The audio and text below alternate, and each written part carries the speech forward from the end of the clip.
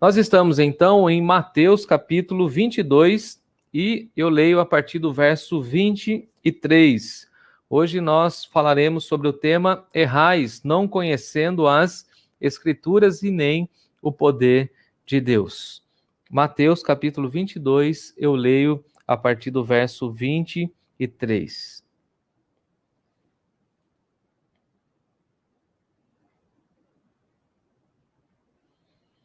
Diz assim o texto sagrado.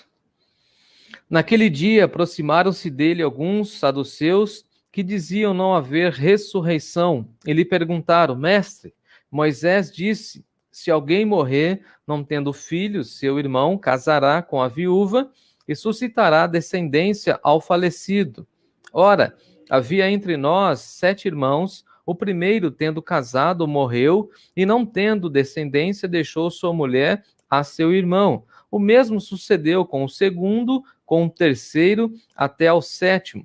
Depois de todos eles, morreu também a mulher.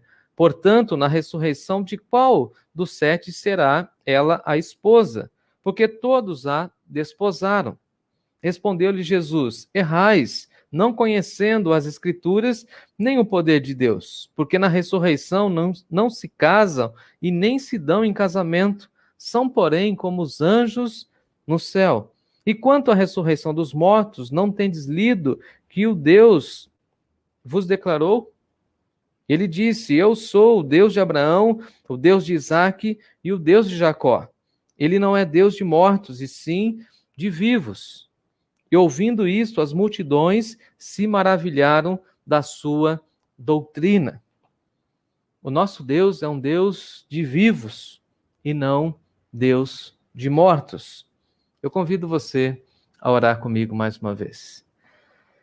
Senhor, nosso Deus e nosso Pai, diante da Tua palavra, nossa oração é que o Senhor fale mais uma vez ao nosso coração. Queremos aprender, queremos ser exortados, queremos ser edificados na Tua palavra. Pedimos que o Senhor nos ajude, que o Senhor nos guie ao centro da Tua vontade. Ó Deus, que o Teu Espírito fale profundamente ao nosso coração. Em Jesus nós oramos. Amém. Amém. Errais não conhecendo as Escrituras e nem o poder de Deus. Eu não sei você, mas eu me sinto extremamente pecador. Não sei você, mas eu confesso que eu reconheço que eu já errei demais. Muito, muito mesmo. Mas também reconheço que tenho aprendido muito. Aprendido com a Bíblia. Nós temos uma expressão que é uma máxima da nossa denominação, da nossa doutrina, que a Bíblia é a nossa única regra de fé e prática. No entanto, essa expressão, infelizmente, se tornou um jargão entre nós e não uma vivência cotidiana. Porque às vezes nós falamos a respeito da Bíblia como a nossa única regra de fé, mas nós ouvimos outras coisas e erramos porque nós não conhecemos aquilo que declaramos que é a nossa única regra de fé. Infelizmente, muitas pessoas dizem que conhecem a Bíblia, mas as suas vidas, os seus comportamentos, os seus conceitos, as suas falas, na realidade, contradizem aquilo que está na palavra de Deus. Logo, nós caímos em erro. Esse texto basicamente vai nos ensinar que nós não podemos cair nesse erro de conhecer porções, fragmentos da palavra de Deus e não conhecer a palavra de Deus na sua profundidade. Haja vista os erros, os escândalos e a depravação que infelizmente ocorre no seio desse movimento no Brasil chamado movimento evangélico, em que nós acompanhamos estarrecidos escândalos por conta da falta de profundidade no conhecimento bíblico. Inclusive, algumas, entre aspas, algumas igrejas que na realidade são mais empresas que não têm nada a ver com o evangelho. Tudo isso por conta da má compreensão da palavra do nosso Deus. E por isso nós erramos. Então, da onde vêm os nossos erros? Os nossos erros vêm pela falta da compreensão, falta de profundidade, falta de conhecimento da palavra do nosso Deus. E basicamente nessa noite nós vamos percorrer esse texto buscando ter uma melhor compreensão e tentando mostrar a você que me ouve o quanto a Bíblia é importante para as nossas vidas, mas não fragmentos e não porções que nós mesmos queremos aprender da Bíblia, mas a Bíblia na sua totalidade. O texto que nós estudaremos agora, ele na realidade está na sequência daquele que nós estudamos pela manhã. Pela manhã a gente viu que Jesus estava no templo, Jesus acabara de proferir algumas parábolas profundas a respeito do reino dos céus, e depois então Jesus foi surpreendido com uma comitiva dos fariseus, melhor dizendo, e dos herodianos que vieram até ele falar e interrogar a respeito de algumas questões, como nós tratamos hoje pela manhã. Eles vieram falando a respeito do tributo, querendo colocar Jesus numa situação extremamente complicada. O próprio Senhor Jesus vai dizer que eles tinham malícia, que eles eram hipócritas, fariseus e herodianos juntos, líderes que não caminhavam juntos, mas que fizeram ali uma comitiva e foram até o Senhor Jesus, e a pergunta era: é lícito pagar tributo a César? E aí Jesus pede a moeda, como nós ensinamos pela manhã. Eu acho até que vale a pena, se você não assistiu, que você dê uma olhada na mensagem que nós ouvimos hoje pela manhã. Deus falou profundamente ao nosso coração, e Jesus fala: olha, dai a César o que é de César, ou seja, pague o seu tributo, cumpra o seu dever civil, e aquilo que é de Deus, devolva a Deus, que é nosso coração, a nossa mente, que tem a imagem de Deus que habita em nós. Então, basicamente, esse texto está dentro desse contexto maior, do capítulo 22 do livro de Mateus, e esse texto vai falar para nós a respeito dos saduceus, ou esse grupo chamado saduceus, que agora se apresenta até Jesus. É interessante que Jesus acabara de enfrentar um diálogo, um debate com os fariseus e herodianos, e agora Jesus está diante de um grupo chamado saduceus. Basicamente, a história vai dizer para nós que os saduceus eram um grupo pequeno, mas muito poderoso. Na realidade, esse grupo era composto por sacerdotes e pessoas ricas. Basicamente, todos aqueles que faziam parte da aristocracia judaica faziam parte desse grupo chamado dos saduceus. Os saduceus criam piamente no Pentateuco, nos 5 primeiros livros da Bíblia. No entanto, eles negavam a existência de anjos, eles negavam a existência do juízo final, e eles negavam, por fim, a ressurreição. E dessa forma, Lucas escreve para nós e fala a respeito dos saduceus. Marcos também fala a respeito dos saduceus, e aqui no Evangelho de Mateus nós temos uma denúncia de Mateus. Ele abre o texto falando que Jesus vai ter esse diálogo com os saduceus, e ele já diz quem são os saduceus. Ele rotula dizendo que os saduceus são aqueles que não criam na ressurreição. Então, por conta disso, eles não eram bem vistos, como pessoas de Deus. Basicamente, os rabinos judaicos vão dizer que eles eram hereges, porque eles não criam na ressurreição. E o texto de Mateus vai dizer para nós que esse foi o único encontro que esse grupo específico teve com o Senhor Jesus. A partir do verso 23, nós temos a seguinte expressão: naquele dia. E a minha pergunta, olhando para o texto, foi: que dia? Foi dia de muito ensino e dia de muito debate. Jesus foi demandado. Jesus acabara de sair de uma armadilha lançada pelos fariseus e os herodianos, e agora está diante desse grupo chamado saduceus, uma facção religiosa do seu tempo. Então Jesus não teve nenhum tempo de descanso, e os seus oponentes já estavam ali no encalço. Acabou de sair um grupo, chega outro grupo chamado saduceus, e eles começam a demandar sobre a ressurreição com o Senhor Jesus. Mateus diz para nós que esse grupo vai conversar com Jesus a respeito da ressurreição, e é muito interessante isso, porque Jesus acabara de dizer um pouco antes a respeito da ressurreição.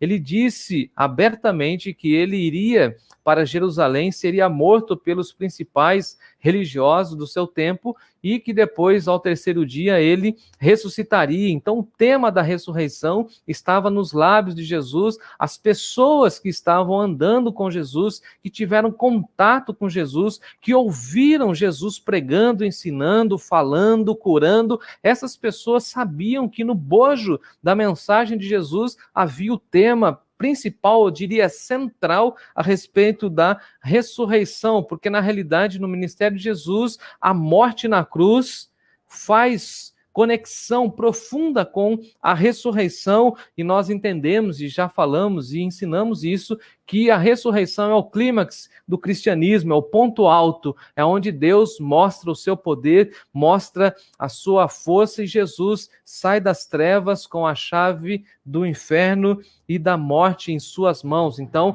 Jesus sai vitorioso. Se na cruz a gente acompanha e a gente vê Jesus sofrendo, como está em Isaías capítulo 53, vemos a face de Jesus, o servo sofredor. Na ressurreição a gente vê o nosso Senhor vitorioso, vivo, o rei que venceu a morte. Então, Jesus estava falando a respeito da ressurreição, e os saduceus que não criam na ressurreição chegam até o Senhor Jesus. E aí eles fazem uma pergunta, me acompanhem no versículo 24, eles fazem uma pergunta querendo provocar a Jesus. E é muito interessante que os líderes religiosos sempre tiveram essa ideia da bajulação. Se você me acompanhou pela manhã, você viu que os fariseus e herodianos chamavam Jesus de mestre. E agora aqui os saduceus também começam o diálogo com Jesus, reconhecendo que ele é um mestre. A expressão é rabi, significa que ele é um mestre em Israel. Então eles reconhecem essa autoridade em Jesus. E eles começam assim: mestre, Moisés disse, e eles recuperam aquilo que está lá na lei, em Deuteronômio capítulo 25, e na realidade eles citam a lei do levirato. Não sei se você já ouviu essa expressão levirato, que literalmente significa cunhado. Basicamente, essa lei dizia que uma mulher, ao ficar viúva, ela deveria então ser acolhida pelo irmão daquele que acabara de falecer, com o intuito, o desejo de dar continuidade à família. E dessa forma também era uma preocupação da lei de Moisés, a fim de que o nome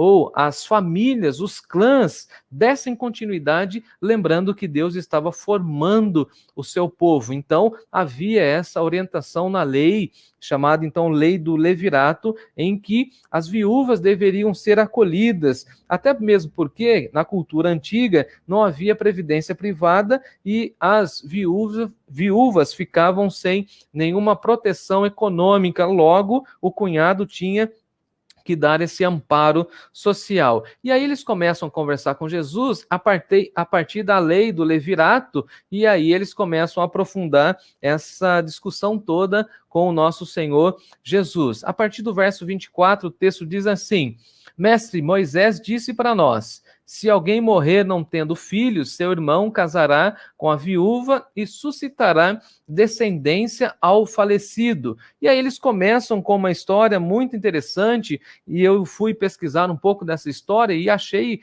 que essa história é real, e aí encontrei a essência dessa história. Mas o texto vai mostrar para nós que essa história, ou essa exemplificação que os saduceus usam, basicamente o tema dessa exemplificação significa morte. O tema central fala a respeito da morte. Eles falam de uma mulher e de 7 irmãos que acabaram de morrer. Na realidade, eles estão citando uma história que está num livro apócrifo chamado Livro de Tobias. É um livro que não está na nossa Bíblia, por isso ele é considerado um livro apócrifo. Nós, da tradição cristã, compreendemos que ele não foi inspirado, no entanto, é um livro histórico. E nesse livro histórico, chamado de Tobias, conta-se a história de uma mulher que teve 7 maridos. Então, eles não estavam inventando, não era uma situação hipotética, era algo que havia acontecido. Agora, é interessante que eles citam um exemplo fora do contexto bíblico, mas eles citam a Bíblia para embasar aquilo que acontecera fora dessa revelação de Deus. Então, eu explico. Eles citaram o assunto, mas não as palavras exatas escritas por Moisés. Eles queriam, na realidade, confundir Jesus, eles queriam pressionar Jesus, eles queriam fazer uma armadilha com o Senhor Jesus. É claro que a lei do levirato falava dessa proteção com as viúvas e também com o objetivo de dar sequência na descendência. E se você conhece um pouco do Antigo Testamento, você sabe e deve estar informado que essa questão da descendência, da linhagem, era extremamente importante. Por isso, Deus permitiu e Deus orientou, deu essa lei ao seu povo naquele momento exato. E aí chega esse grupo que não cria na ressurreição e começa a falar a respeito de morte. É muito interessante isso, porque Jesus, em todo momento, em todo o seu ministério, estava falando a respeito da vida, anunciando a nova vida, falando da vida eterna, e agora eles estão, então, falando da morte, ou seja, é como se fosse um processo de um retrocesso. Jesus está avançando, Jesus está falando da nova vida, da esperança da eternidade, e eles estão ainda com o freio de mão puxado, falando a respeito de morte. Ou seja, o tema deles é a morte. E aí eles começam a conversar com Jesus, falando que o primeiro marido morreu, e depois essa mulher casou com o segundo, e o segundo também morreu, e aí o terceiro casou com essa mulher também ficou viúva, e judiação dessa mulher, que ela ficou viúva de 7 homens e os 7 irmãos. Então, o tema central era a morte. Assim como também, por exemplo, se você acompanha a grande mídia ou os veículos de comunicação do nosso tempo, do nosso país, você vai ver que, basicamente, o tema central é de morte. No entanto, nós somos o povo da vida. Louvado seja Deus por isso. Nós falamos de vida, nós falamos de esperança, nós falamos de vida eterna. E Jesus estava ensinando o reino dos céus, basicamente dentro do livro de Mateus. E eles estavam presos, completamente sequestrados por essa questão de morte. E o tema central dessa conversa com Jesus é basicamente essa mulher que teve que passar por luto, ou pelo luto, por 7 vezes. E aí o texto vai continuando para nós, e o texto basicamente vai falar a respeito desse embate dos saduceus querendo provocar o nosso Senhor e Salvador Jesus Cristo. A partir do verso 28, o texto diz assim para nós. Olha que pergunta muito capciosa que eles fazem. Portanto, na ressurreição, de qual dos 7 ela será esposa? Olha a pergunta deles. Se ela é viúva dos 7, e se os 7 a desposaram, se os 7 tiveram relacionamentos sexuais com ela, na ressurreição, ela será esposa, mulher de quem? Basicamente é essa a pergunta. Mas é curiosa a hipocrisia deles. A minha pergunta foi assim: se eles não creem na ressurreição, por que eles estão perguntando sobre a ressurreição? Porque, na realidade, eles queriam provocar discussão, embate com Jesus e queriam demover Jesus a falar a respeito da ressurreição.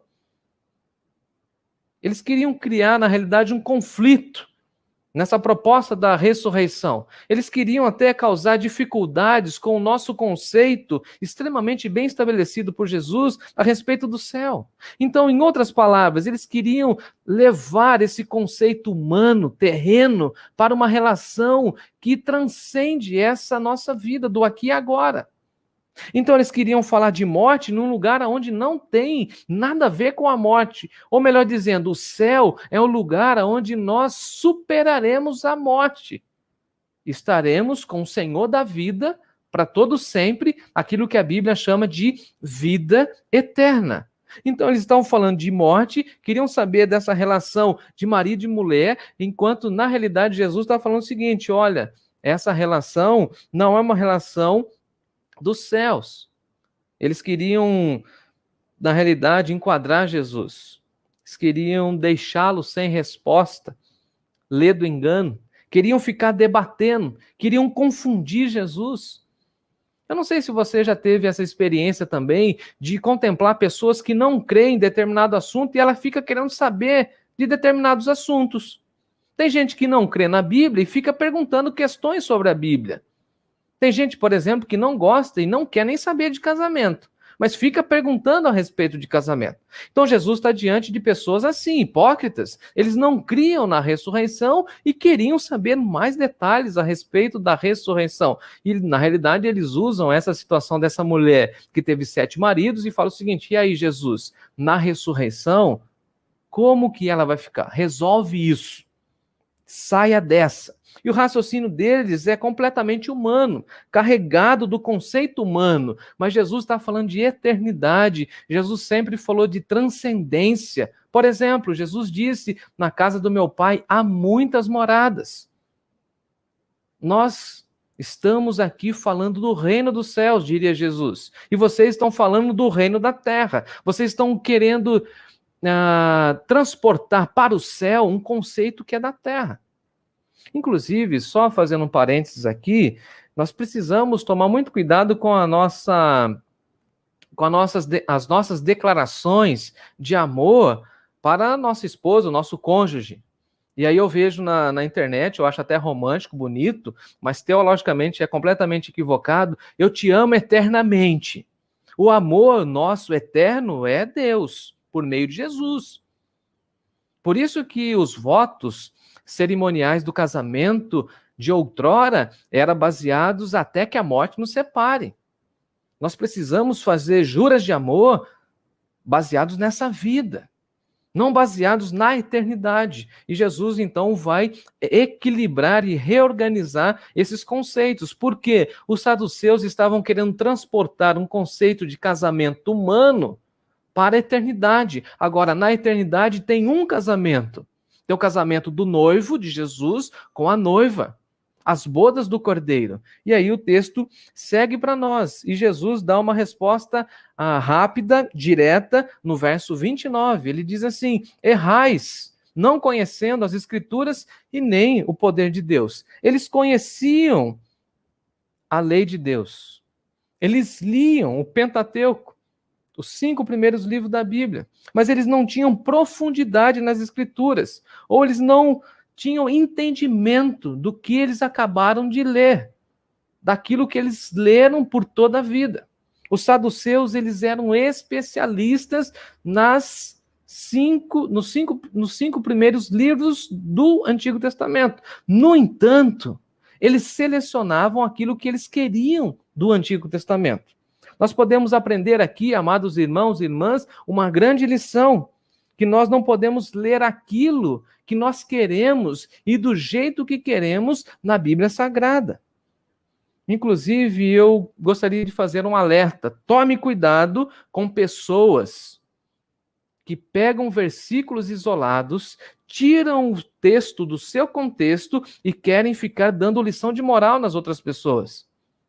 Nunca ouça, olha um aviso pastoral, nunca ouça uma pessoa que fala de um texto e não explica o seu contexto. Vocês que me ouvem há algum tempo, vocês já aprenderam isso. Eu sempre explico o texto dentro do seu contexto, porque um texto fora do seu contexto é pretexto para que o pregador fale qualquer coisa e ensine aquilo que ele deseja. Então, qual era o erro dos saduceus? Pensar um texto e não explicar o texto dentro do seu macro contexto. E por isso Jesus o censura. Vocês estão errando. Vocês erram porque vocês não conhecem o poder de Deus. Vocês erram porque vocês não conhecem as Escrituras. É um erro, amados irmãos e irmãs, ler a Bíblia de uma forma humana. Ler a Bíblia por um viés político, por um viés social. Ler a Bíblia com categorias humanas. Na realidade, nós não podemos ficar selecionando aquilo que nós queremos e aquilo que nós gostamos e desprezar aquilo que não queremos na Bíblia. Tem muita gente que fala isso.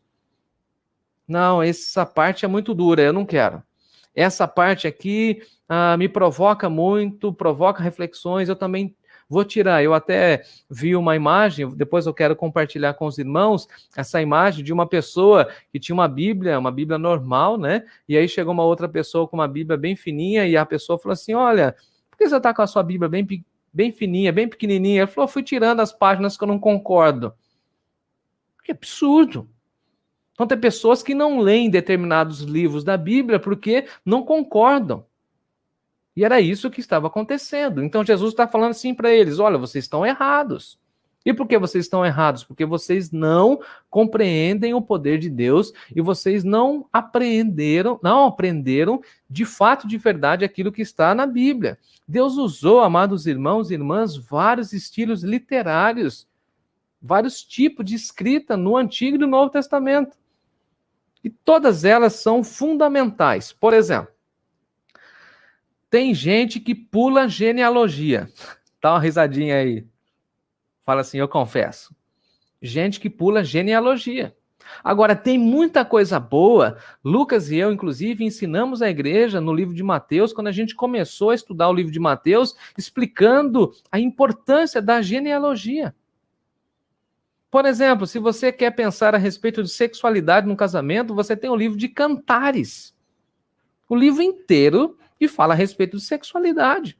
Se você quer saber o destino final da igreja, a vitória maravilhosa de Jesus, vá ler Apocalipse e maratona aqui no nosso canal do YouTube, você terá aí aulas que nós ministramos em Apocalipse. Se você quer entender o início de todas as coisas, vai ler Gênesis. A irmã Cleusa, inclusive, hoje, juntamente com o Lucas, falaram para nós a respeito da criação, o Deus Criador. Se você quer sabedoria e precisa de sabedoria, vai ler Provérbios. Jó. Se você quer cantar, quer encher a sua alma com motivação, louvores, leia o livro de Salmos. Se você quer conhecer a história de Israel, vai ler 1 Crônicas, Reis. Se você quer conhecer um pouco da cultura judaica e como Jesus é o melhor de Deus, a revelação máxima, vai ler o livro de Hebreus. Agora, não despreze uma parte das Escrituras em detrimento de outras, porque algumas partes você gosta. Por exemplo, o livro de Romanos.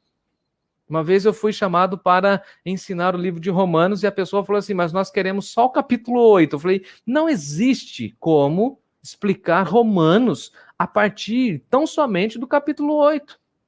Nós temos outras questões até chegar naquele momento maravilhoso do capítulo 8 de Romanos, por exemplo. E aí Jesus olha aqui, nesse caso, para os saduceus e fala o seguinte, vocês erram. E a pergunta que eu fiz para o texto foi, eles erram por quê? Em primeiro lugar, eles erram porque eles não conheciam as Escrituras. A ignorância em relação às Escrituras nos leva, amados irmãos, ao erro.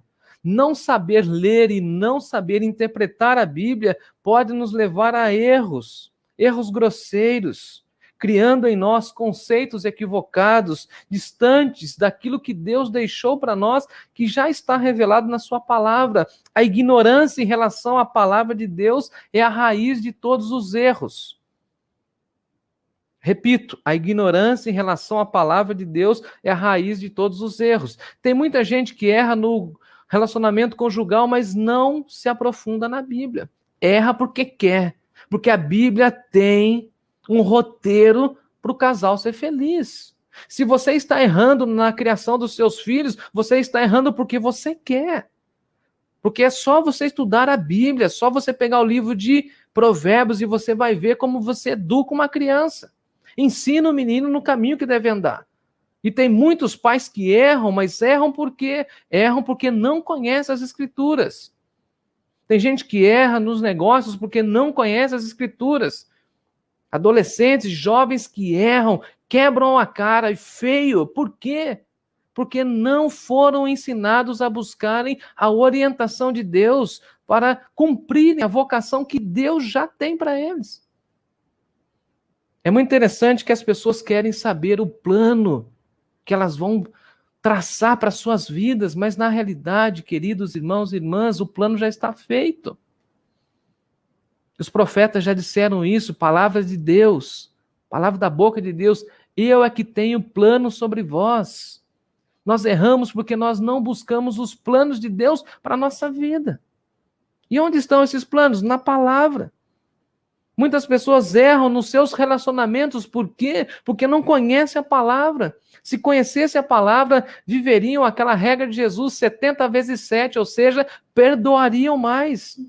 Os saduceus, eles liam, eles conheciam as letras do Pentateuco, mas eles não sabiam o real sentido das expressões bíblicas e de suas implicações. Agora, no nosso tempo, é muito comum também acompanhar e visualizar pessoas que conhecem muito da Bíblia, mas que não aplicam. Tem muita gente que gosta até de ensinar a Bíblia. Eu me lembro quando morava em Campinas, algumas pessoas falavam que tinha um sujeito muito bom de Bíblia. E a primeira pergunta que eu fiz foi o seguinte: qual denominação ele serve? Onde ele não... A informação que nós temos é que ele é ateu, mas ele conhece muito a história, a narrativa bíblica. Vamos lá, Jefferson. Não quero. Não serve para mim.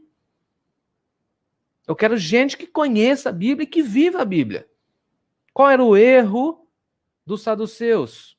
Eles não conheciam as Escrituras, mas sabiam citar a lei do levirato.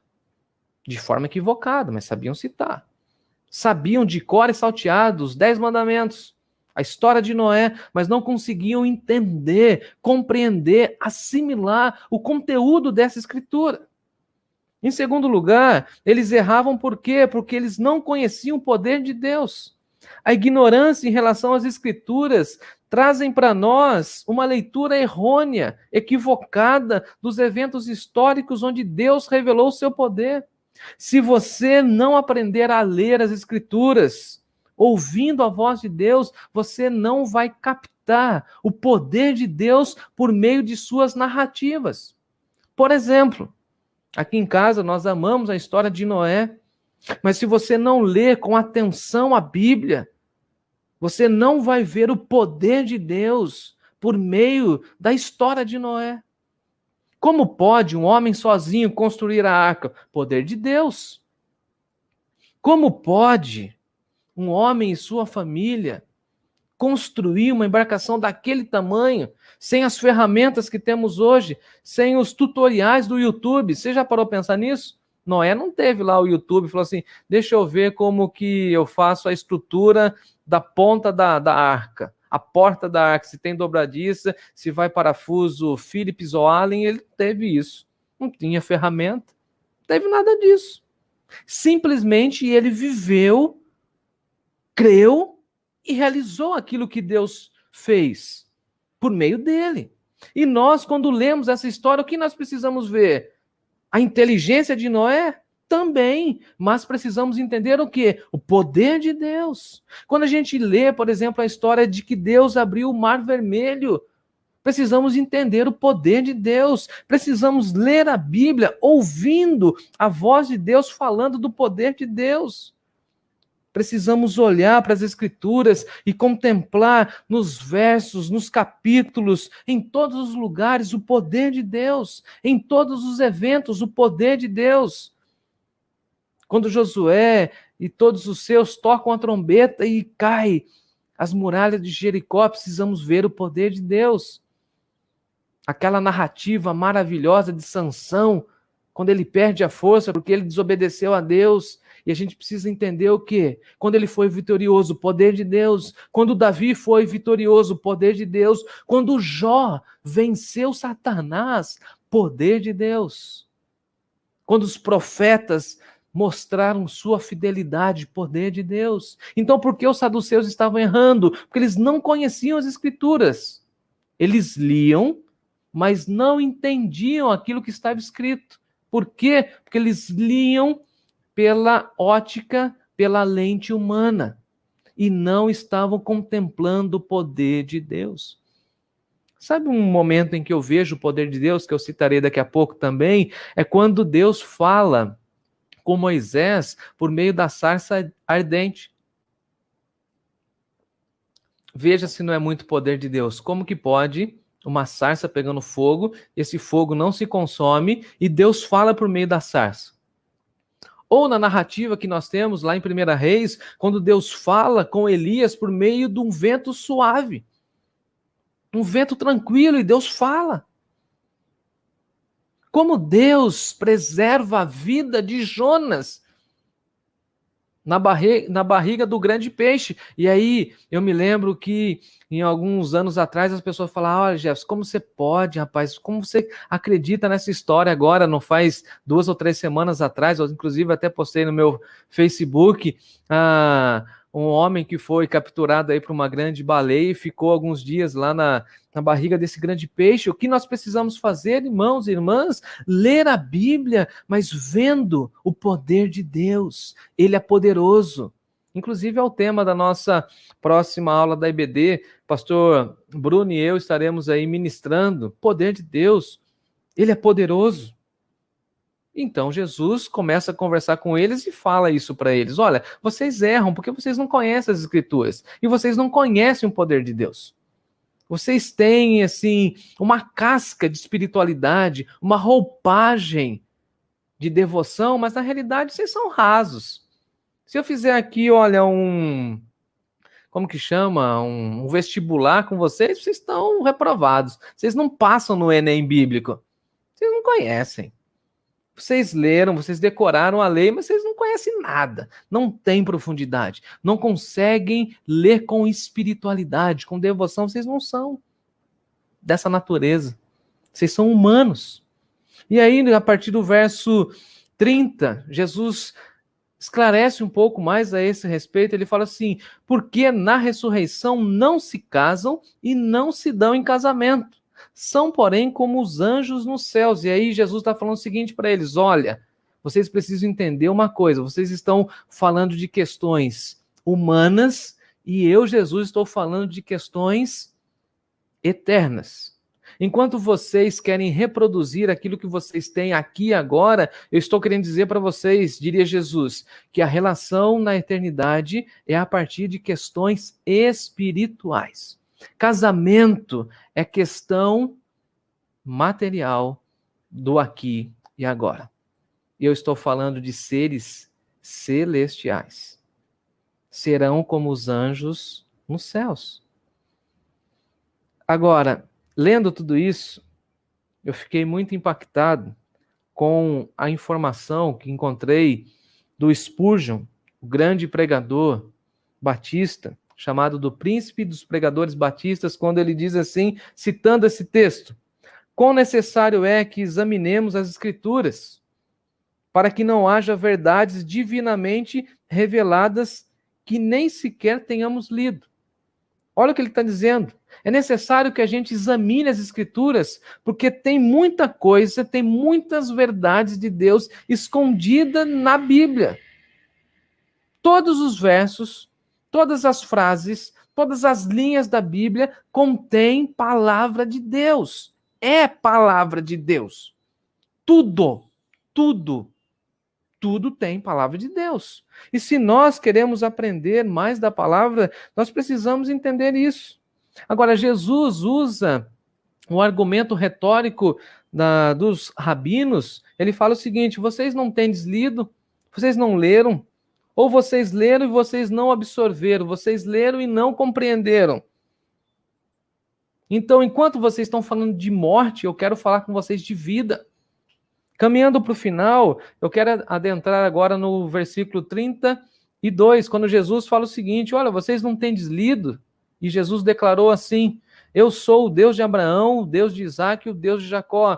E o que Jesus está fazendo? Citando a fala de Deus por meio da sarça ardente, quando ele conversa com Moisés. Jesus fala que o nosso Deus é um Deus de vivos.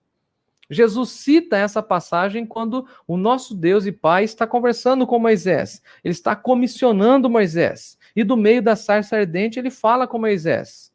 E é engraçado como o texto vai narrar para nós a expressão que Deus usa para falar com ele. Eu sou. Deus é o Yavé. A expressão hebraica naquela ocasião é Yavé. O Deus pessoal, o Deus da aliança, o Deus vivo. Depois, no capítulo 6 do livro de Êxodo, nós temos a expressão eu sou o que sou. Quando Moisés pergunta, se alguém falar ou questionar com que autoridade eu estou falando para o povo sair, ele vai falar o seguinte, você vai dizer o seguinte: eu sou. O eu sou me enviou. Eu sou o que sou. Eu sou o Deus eterno. Eu sou o Deus da eternidade. Eu sou o que sou ontem, sou o que sou hoje e sou o que sou para todo sempre. Eu sou o primeiro e o último. Na linguagem de Jesus em Apocalipse, o Alfa e o Ômega. Eu sou o Deus de Abraão, ou seja, o Deus a quem Abraão pertence, o Deus a quem Abraão servia. O Evangelho, amados irmãos e irmãs, fala para nós a respeito da vida. E Jesus veio para aniquilar a morte. E os saduceus estavam falando de Jesus sobre morte, e Jesus estava falando sobre vida. E a grande pergunta para nós hoje é essa: que lado você escolhe? A morte ou a vida? Você crê ou não na ressurreição? E é interessante que aqui nós temos 3 personagens muito importantes: Abraão, Isaque e Jacó. E quando Moisés ouviu a voz de Deus, esses 3 homens de Deus já haviam morrido, mas a história deles permanecia viva. Por quê? Porque o nosso Deus é Deus de vivos. O corpo deles, de Abraão, de Isaque e Jacó, já havia sido sepultado. Mas a história deles, a memória deles e a vida deles estava e está com Deus para todo sempre. Jesus estava, na realidade, exaltando a aliança de Deus, o Deus que se relaciona com vivos. E aí o apóstolo Paulo vai dizer para nós que nós, antes da conversão, nós estávamos mortos nos nossos delitos e pecados, mas Deus nos deu vida. Então os saduceus estavam falando de morte. 7 pessoas que morreram, mais a esposa que morreu, e não criam na ressurreição. Agora, é muito triste partir dessa vida sem crer na ressurreição. O Deus que nós servimos é o Deus vivo. Tem um hino, inclusive, que nós cantamos sempre na época da Páscoa, que nós falamos que nós adoramos o Cristo vivo. Cristo está vivo. Ele venceu a morte. E por isso nós cremos na ressurreição. Por isso que nós jogamos por terra esse pensamento, essa ideologia ou essa falácia que não há ressurreição. Nós cremos na ressurreição de Jesus, nós servimos o Deus vivo. E o Deus vivo é o Deus de Abraão, de Isaque e de Jacó. A morte não pode enterrar a aliança de Deus com o seu povo. Ele é um Deus vivo, de gente viva. E ele promete para nós a vida eterna. Deus não está morto. Deus não erra. E o maior erro é dar as costas a Deus. O maior erro é não se render ao Evangelho. E por que nós erramos? Porque nós não conhecemos as Escrituras. Por que algumas pessoas não creem na ressurreição? Porque nunca leram os relatos de Jesus ressurgindo da morte, trazendo a chave da vitória em suas mãos. E graças a Deus que nós cremos em Jesus. Mas nós também precisamos sair do erro, abandonar o erro. E como nós faremos isso? Aceitando o sacrifício de Jesus, se rendendo ao Evangelho de Jesus e buscando mais profundidade na palavra de Deus. Vocês erram porque vocês não conhecem as Escrituras e não conhecem o poder de Deus. Quem é crente de verdade, cristão, eu diria cristão raiz, que crê na Bíblia, lê a Bíblia, estuda a Bíblia e crê no poder de Deus. Vivemos em um tempo em que precisamos crer no poder de Deus. Vivemos um tempo que, infelizmente, a morte ronda as nossas vidas, mas nós servimos ao Deus vivo. Precisamos crer na ressurreição e precisamos abandonar o erro da nossa vida. De forma bem prática, para concluir, como nós erraremos menos quando nós tivermos como foco o estudo da palavra de Deus. Por exemplo, como marido, eu preciso ler mais a Bíblia para tratar melhor a minha esposa, como pai, o meu filho, Como um filho, preciso ler na Bíblia como tratar os meus pais, os meus primos, a igreja. Como pastor, eu preciso ler a Bíblia para poder ensinar, como estou fazendo hoje, mas também para me relacionar bem com a igreja, com as demais igrejas.